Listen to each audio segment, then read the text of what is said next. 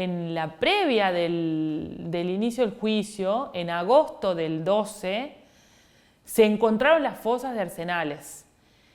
O sea, la investigación de Arsenales inicia en el 2005 y cuando inicia la investigación de las fosas, que en realidad venía siendo pedida por los familiares de los 80, hubo un montón de problemas, nunca se pudo hacer.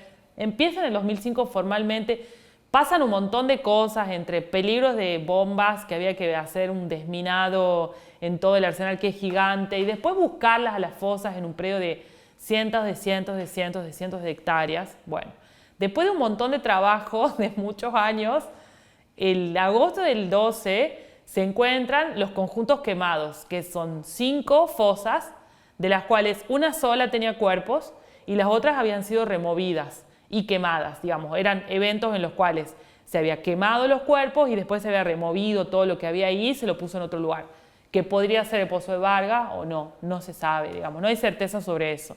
Pero una de las fosas tenía 13 cuerpos.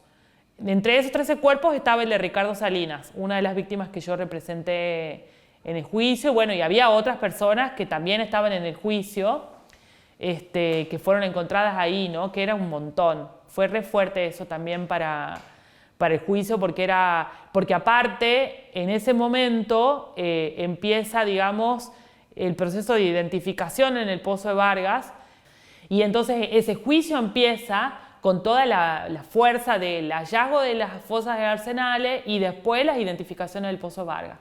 Entonces tiene la particularidad, bueno, de que aparte que es el primer juicio posta a posta por centros clandestinos, porque tenía un montón de víctimas cada uno de los casos, y el primer juicio de Arsenal y el primer juicio en Tucumán con identificaciones. Donde después aparte nosotros fuimos con el tribunal, visitamos el Arsenal, vimos las fosas. Fue la primera vez que el público entró a ese lugar de forma masiva, la reconstrucción que se hace en el lugar, digamos, la inspección en el lugar, en el marco de las audiencias, que fue tremendo, para mí fue fuertísimo.